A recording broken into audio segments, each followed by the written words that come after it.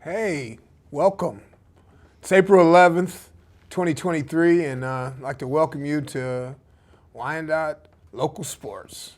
And with me is my good friend Frank the Tank. Great to be back once Frank. again. Another week. Hey, you did great last week, man. I watched the show. You guys gave out some great tidbits about who won All-State and different things like that.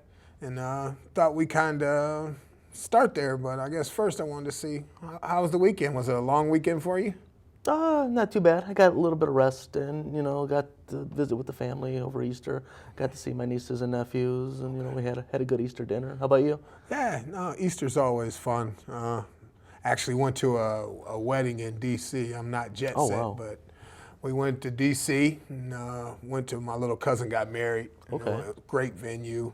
It was perfect. So got to see family for a positive occasion. So it was really good, And as we were talking earlier, we wanted to wrap up these winter sports because it's really 60 degrees outside or something like that now. So if we wrap up with the hoops, we had some all-state honorable mention guys from downriver, also some player of the year candidates. Who were they? How'd it go? Well, like you said, we can finally close the book here on the winter with the nice weather out. In Division 4, we had the Damarian Fishburne from Taylor Trillium. He was the Associated Press Division 4 Player of the Year. And then up in Division 3, you had Malik Olafoy from E-Course. He's the guy we talked about, had the 2,000 career points. Sure. He actually finished with about 2,200 total, which I looked that up, and that puts him about 15th all time, all in the state. That's well ahead of Magic Johnson and a lot of those other Charlie Bell, a lot of those other legends, who have come before him. Okay. So that's pretty impressive. Yeah, I can't wait to find out where he's going. You said in the top 15 in the state. That is all-time something. career scorers. Yeah. And I wonder if he was really good, he probably missed a year, right? If he was like his sophomore year, that would have been 2020. I don't know. I wonder, did he miss a year because of the pandemic? It doesn't matter, but I'm just saying he could have got to 2,400 even or something crazy. It's possible because they had their season was cut short. They were still playing actually in 2020 when the pandemic hit. They were supposed to play Gabriel Richard that year. It was actually a big showdown. I think both teams were unbeaten or close to it. It was one of those kind of games. Okay. But because in that year, they cut it short just as district. You're right, because it's happened in March. You're right. The boys district championships were just about to happen when when the pandemic hit and they had to shut everything down. Okay. So he had at least one more game. Okay. At very least, possibly couple. 3-4 more. If they things would have went went his on a run. way. Yeah. Yeah. So. No, congratulations to him. 2,200 points. What an accomplishment. So we had him at E-Course. He won that. And then we had the guy at Trillion and Summit Academy, right? Well, you also had Malik's teammate, Kenneth Morash Jr. He was first team All-State in Division 3. He's had more than 1,000 career points. They're, one of the better players, we've probably seen downriver too. Okay. So this was really a big year. And then I said up in Division 2, you mentioned Summit Academy. We had Kenneth Wright. Okay. He was first team All-State in Division 2, and then his teammate Dantes Scott Jr. was second team. Okay. In Division 2, second team All-State. So we had 5 guys, and that's quite an accomplishment considering how few guys they pick. There's really only a handful of guys on that Associated Press team that are selected. So to earn a spot on that, is really something for those guys. And it seems similar to like how they're building teams in the NBA with 2 guys or 2 stars are kind of making a run, and those teams are having a lot of success in high school basketball as well. So no, that's good to hear, man. It's good to get basketball in and out. It's my favorite time, March Madness, so I'm gonna miss it, but I also have affinity, I guess it's a growing affinity for soccer. My son's a big soccer fan, so we're playing FIFA and different stuff like that. And so in the soccer world, we had some scores from last week that we're going to share. We know in girls soccer, Woodhaven and Kettering tied 1-1. Detroit Western lost to Edsel Ford 6-1. Carlson and Monroe tied 1-1. And then Riverview beat the brakes off of Southgate 12-zip. And then you also had some other soccer scores after the 6. Something happened in soccer. Yep. Wyandotte played Edsel Ford. Okay. And that game was Danielle Alvarez been playing really well. They ran into a tough Edsel Ford team there. Yeah, and fell 7. They lost 7-1 to Edsel Ford, but before that, or even after that, they've had some momentum. Go ahead. And then Riverview last night played Crestwood. Okay. And they beat Crestwood 1-0. Riley Phillips had the lone goal in that. Was assisted by Madeline Dominski. Yeah. So Riverview has had a good team for a long time. Okay. They've had a very solid girls and boys program over there. In fact, the boys went all the way to the state semis this past year, and the girls are always strong. So the Alvarez kid from Wyandotte, we glossed over it a little bit. She's been really hot. Mm-hmm.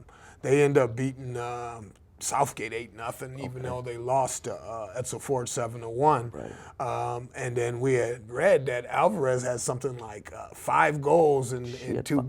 Yeah, Go ahead. That was coming into that game. That was going into that I game. don't know what she had in that game, that 8-0 game that against Southgate. No, so I'm if I was a betting man, I would say that she probably won, hit 2 goals that game. If she had 5 before that. I think it's a safe bet. She she put a few in.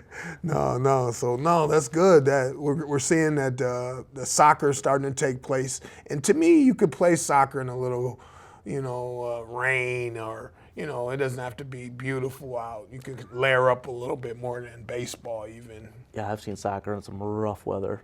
And I feel bad because those kids are out there in shorts, running around shorts and short sleeve shirts.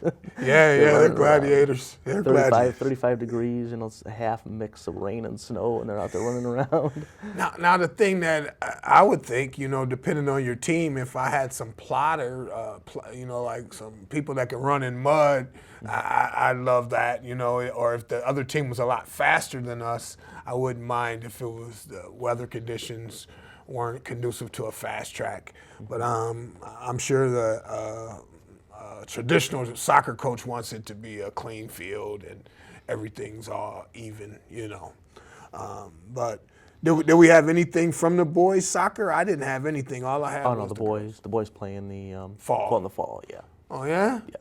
And I should know that because our kicker on our football team was on the soccer team, and he only came to Friday night games. Yeah. But, okay, so that makes sense.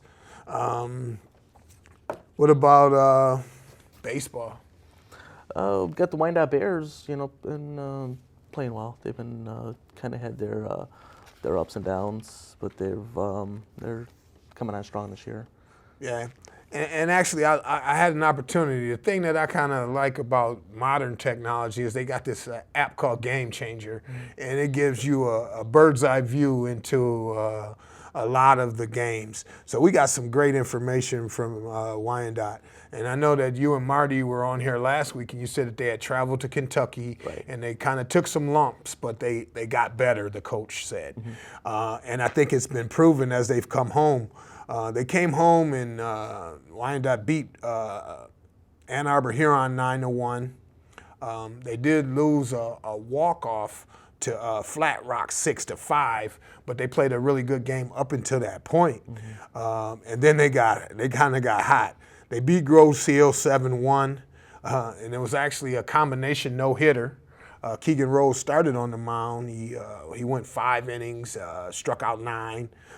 So the other thing about that game, and then there was a kid named Jaden McGowan. He had 2 hits. But the interesting thing about that game to me is that they had 11 stolen bases. Wow. So they were on the base paths running. And we kind of talked about this a couple weeks ago. If they're going to transfer that Major League Baseball rule, which we found out, yes, they were, that after you do 2 pickoffs, you can't throw over there.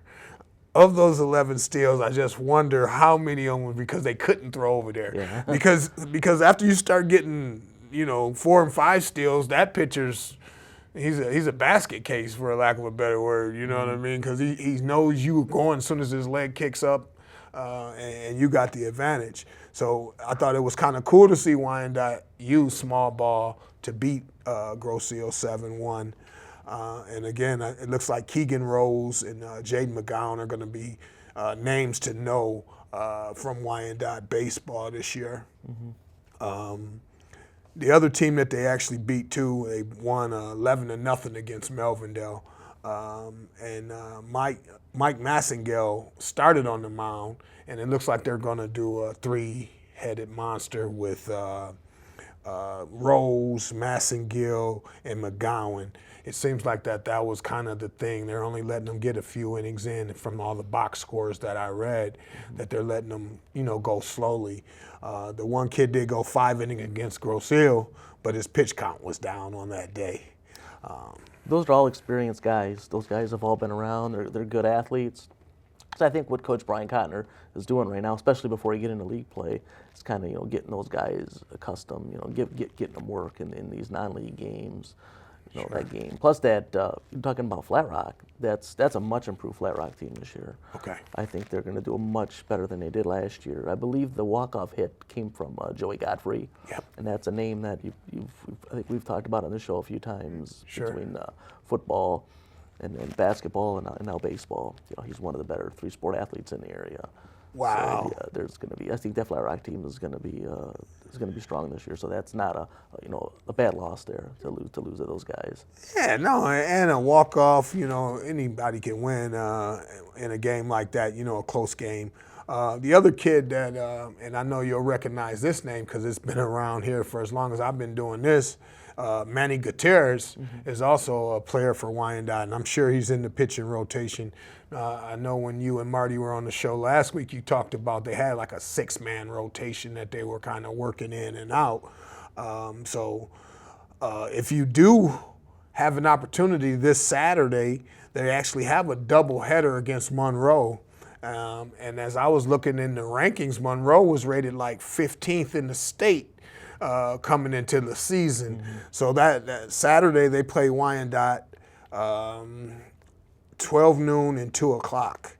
It'd probably be good if I told you where it's at, but I do not know if that's in Wyandotte or Monroe. Those Saturday games are always fun. They usually play a doubleheader. Usually gives a chance for a lot of guys that don't play get a chance to get in. Maybe a pitcher who doesn't get a lot of innings. In the big games, gives him a chance to get a few innings, get some work, and maybe a few ABs for somebody who's normally on the bench.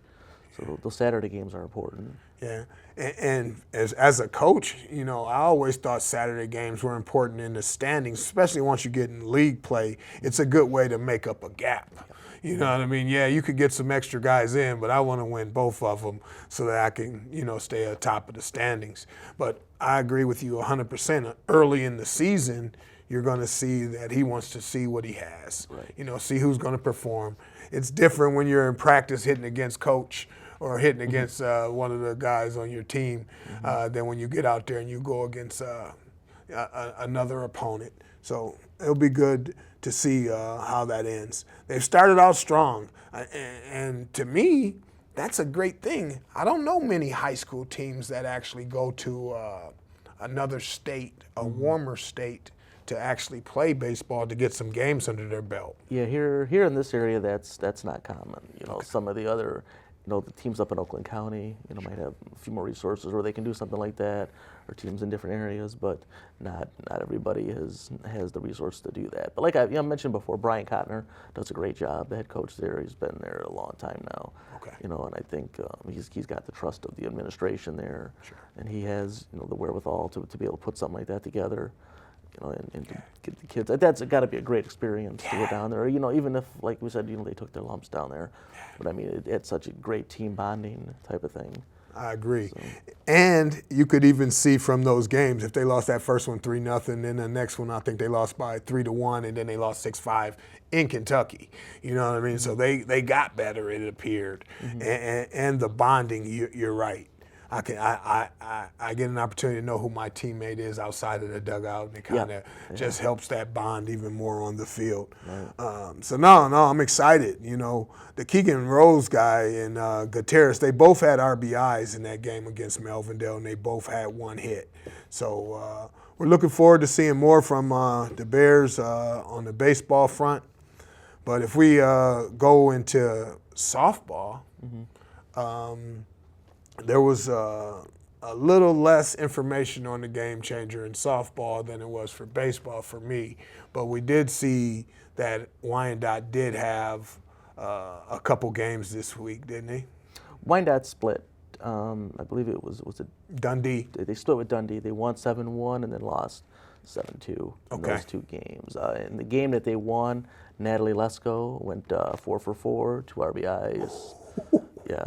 So. No, that's a good day. And the cool part about the game changer is you can go back and watch the video of that. You're right. It is not a great video. It's that phone that they have on the backstop that's watching the game.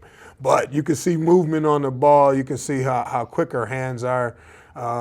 And her dad's one of the coaches at Wyandotte as well. So that's kind of a cool experience for those two. She went 4 for 4, and that's a great day at the ballpark. Do they have anything coming up? They will be at Trenton tomorrow.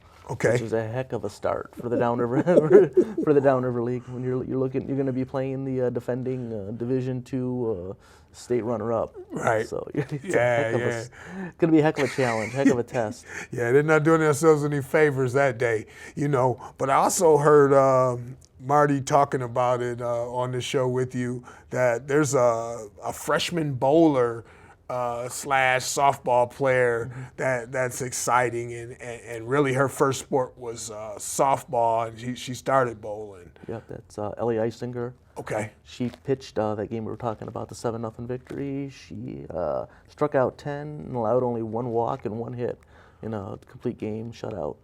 She as a freshman, she had a 10 strikeout performance.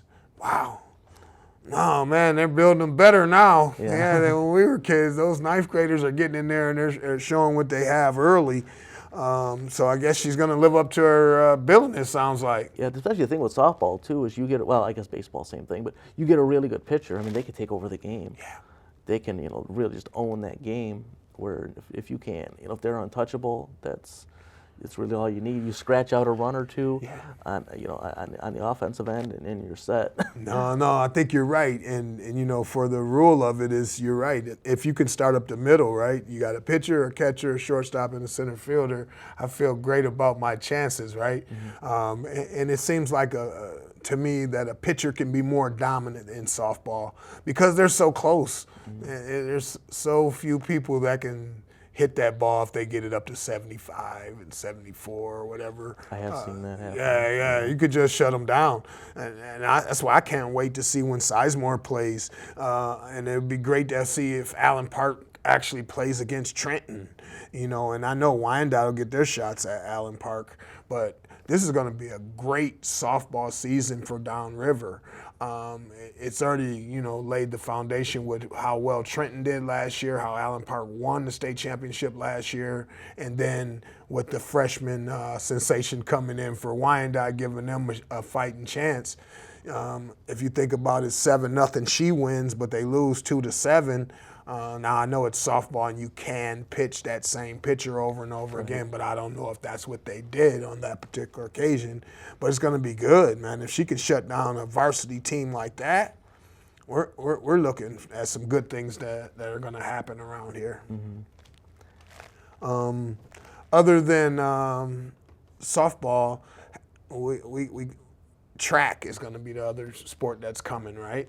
Yeah, but track will be now is kind of it's started. They haven't gotten into their league stuff yet, but they've already gotten going. Okay. Now, when I think of track, I think of like the most athletes you ever seen just sitting in the infield getting ready for their opportunity to run, and it's going to be a long day. It's going to be an all-day venue. Is there any idea of who has the best, on paper, I guess, track team? Probably Woodhaven again. Okay. Woodhaven has a lot of kids coming back. They're always good. Okay. Woodhaven always has a great team, but Wyandott's usually good. Okay. The girls and boys.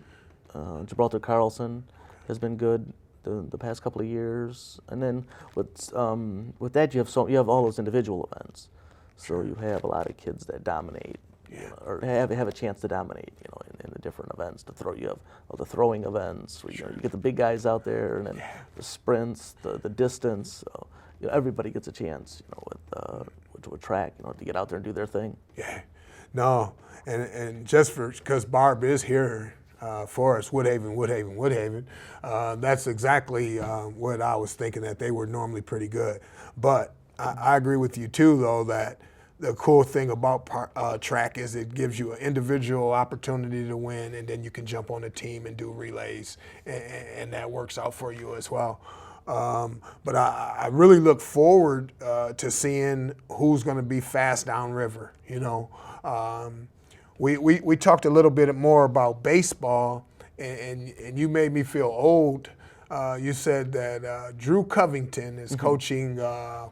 Drew Covington is coaching Ecorse High's baseball team, and no exaggeration, when Drew was probably 12 years old, he was against me. I coached against him. He was at Kimony Center.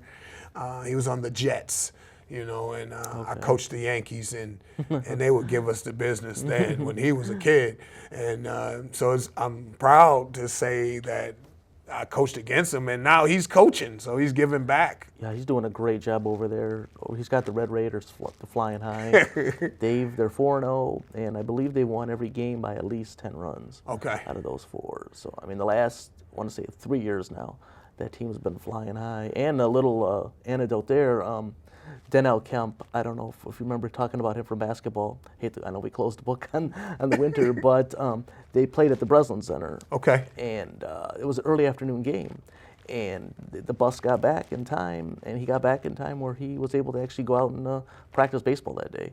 Instead of taking a break, he jumped right onto the baseball field, from what I heard. Yeah. So he wasted no time getting right to work. And I think that's the lovely thing about especially amateur athletics, or high school in particular, where when we were coming up, you did not specialize. You played baseball during baseball season, you played football during football season, you played basketball during basketball season, and there was no break in between. You just jumped in.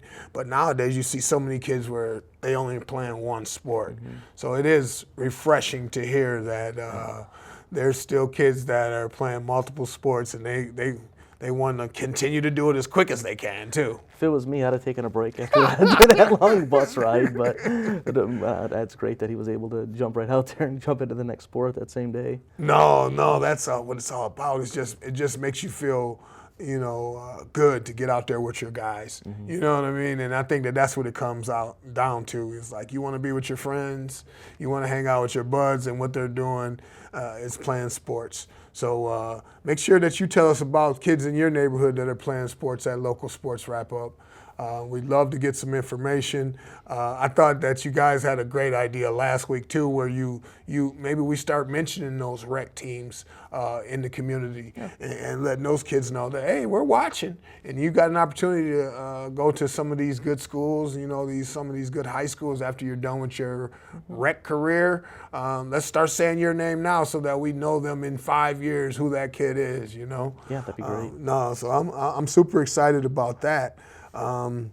We're talking about some games next week that potentially are going to happen. It was either baseball or softball, where some ranked teams are going to play each other. This week in softball, we've got Allen Park and Wyandotte playing. Allen Park's number 1 in the state, and Woodhaven's number 9. Allen Park is the reigning state champion. Yeah. So that's going to be a big showdown there on. And that's Thursday? That's Thursday. So April 13th. At Allen Park. At Allen Park. They're done with the field? They are. I believe the softball they are. I understand that they're still doing some work on the baseball end. Okay. Because they were supposed to play back-to-back actually that day, both baseball and softball playing on the back-to-back fields. But I guess the Allen Park game got moved. The baseball game got moved over to Woodhaven. Okay. So no, it's going to be worth the price of admission to go out there. I'm hoping Sizemore pitches if I take the day off and go out I'm there. assuming she will. But I think I'm there. I'm gonna try to get locked and loaded for Thursday. But Frank, man, it's been really good, man. Do you have any special thing you're doing this weekend? Nothing really big coming up this weekend. Probably relax a little bit and get caught up on some things. Okay. It's going to be a relatively slow weekend after. We've got a busy week here coming up with the sports, but once that slows down, it'll be a pretty slow weekend for me. Yeah. I'm hoping I can get a 14, 15-year-old guy walking down the street with a rake in his hand, and I can tell him to come help me. That's what I got up for this weekend. But it's been great. Thanks for tuning in to Local Sports Wrap-Up, and we'll see you next week. Take care.